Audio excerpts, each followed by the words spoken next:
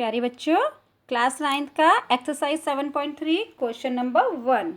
तो इसमें आपको दे रखा है कि दो समद्विबाहु त्रिभुज हैं ए बी सी और डी बी सी।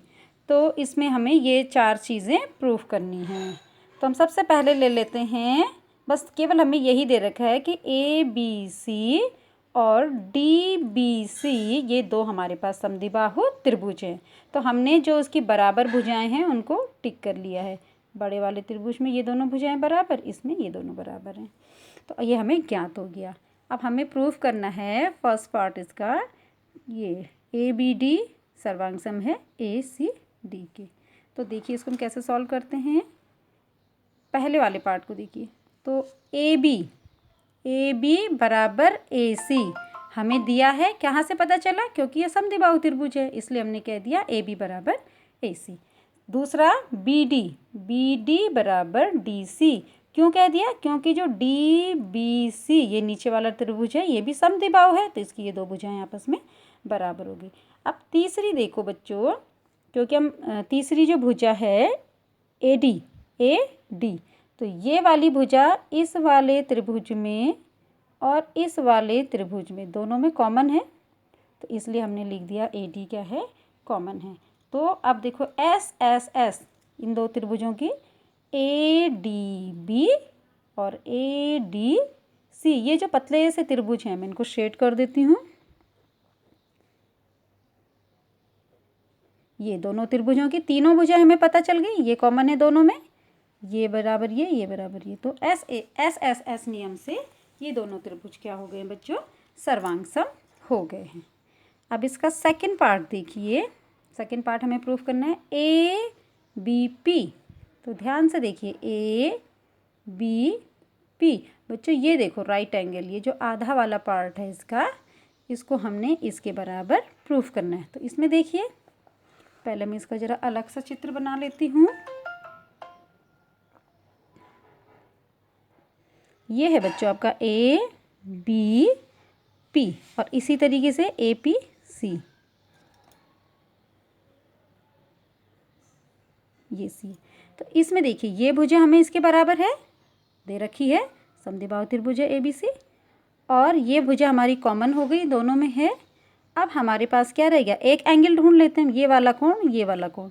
ये हमने अभी सिद्ध किया है, क्योंकि ये दोनों त्रिभुज सर्वांग सम हमने सिद्ध किए हैं, तो इसका मतलब इसके सारे कोण, सारी भुजाएं आपस में क्या होंगी, बराबर होंगी। इसके भी तीनों कोण आपस में बराबर होंगे, तो ये कोण इसके बराबर हो गया, ये कोण इसके बराबर। तो हमें दो भुजाएं उनके बीच का कोण, दो भुजाएं उनके बीच का कोण हमको बराबर मिल गया। तो इस तरीके से हमने ये सेकेंड वाला प्रूफ कर दिया बच्चों। बस सेकेंड वाले को हमने लिखा है केवल, कि हमें जो मैंने आपको बोल के बताया वो यहाँ पे लिख दिया। इसकी स्क्रीनशॉट ले लीजिए। थर्ड वाला पार्ट देखिए। थर्ड वाला है ए पी समद्विभाजक है कोण ए के। तो देखिए जो ए पी ये लाइन है, ए पी ये लाइन है, वो कोण ए की समद्विभाजक है। तो कोण ए क्या है बच्चों, कोण ए ये वाला कोण है, ये जो कोण बना सबसे ऊपर ये कोण ए है। अब ये जो लाइन आई ये इस कोण की समद्विभाजक है, इसका मतलब ये इसको दो बराबर हिस्सों में बांट रही है। कौन? जो ए पी लाइन आई है। तो जब ये कोण और ये कोण बराबर हैं, तो इसका मतलब ये लाइन क्या कर रही है, इसको दो बराबर हिस्सों में बांट रही है।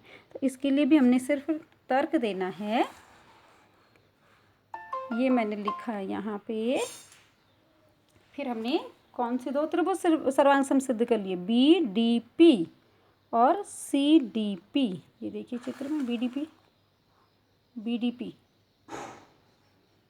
बी डी पी और पी डी सी, ये दोनों त्रिभुज भी हमने सर्वांग सम कर लिए।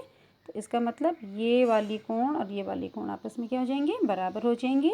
और ये जो ए पी रेखा है वो कोण डी की भी क्या हो जाएगी, समद्विभाजक हो जाएगी, यानी कि दो बराबर हिस्सों में बांटने वाली लाइन हो जाएगी। तो इसको भी हम क्या कर लेंगे, ये जो डी बी पी है बच्चों, इसको डी पी सी के सर्वांग सम कर लेंगे।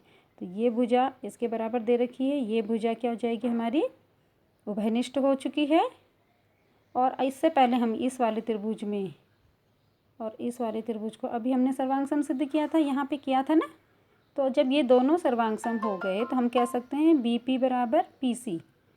अब हमने जब कर दिया ना इसको सर्वांग सम, तो हम इसके बाकी के अवयव भी बराबर अपने आप कर लेते हैं। तो जब ये दोनों त्रिभुज सर्वांग सम है तो BP बराबर BC, तो इसका मतलब ये इसके बराबर हो जाएगी।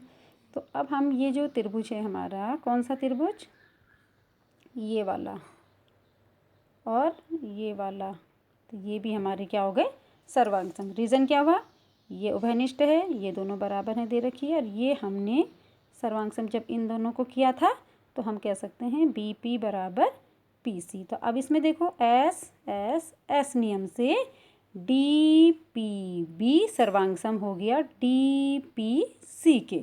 तो अब ये जब दोनों सर्वांग सम हो गए तो ये कोण इसके बराबर हो गया। तो हम कह सकते हैं जो ये कोण D, जो ये AP जो लाइन आ रही है वो कोण D को भी दो बराबर भागों में बांट करके जा रही है। इसी तरीके से बच्चों इसका जो चौथा पार्ट है, AP भुजा BC का लंब अर्धक है। तो जो ये AP आ रही है बच्चों, ये लाइन, ये इस भुजा को दो हिस्सों में भी बांट रही है और 90 डिग्री का भी कोण बना रही। तो ये तो हमने यहीं पे सिद्ध कर दिया। जब ये दोनों त्रिभुज सर्वांग सम हैं तो इसका मतलब PB बराबर PC, यानी कि ये समद्विभाजित कर रही है, दो बराबर टुकड़ों में बांट रही है। लेकिन अब ये प्रूफ करना रह गया कि ये 90 भी है। तो इसको 90 करने के लिए बच्चों हम क्या करेंगे, मान लो कि ये हमारा x कोण है और ये भी हमारा x कोण है। अब x प्लस x 180 हो गया, तो हम क्या कर देंगे, 2x बराबर 180, तो x बराबर हो जाएगा 90। तो इसको हमने लिखना इस तरीके से है। मैंने लिखने का तरीका थोड़ा सा देख लीजिए, आप समझ लीजिए, फिर लिख तो आप स्वयं ही देंगे। तो इसका भी स्क्रीनशॉट ले लीजिए। और ये मैंने दो तरीके से बता रखा है, x लेके करो, चाहे हम कोण का पूरा नाम लिख लें, कोण APB प्लस कोण, ये लिखा है कोण APB प्लस कोण APC बराबर 180। APC और APB बराबर हैं तो APB प्लस APB बराबर 180, दो APB बराबर 180, APB बराबर 90।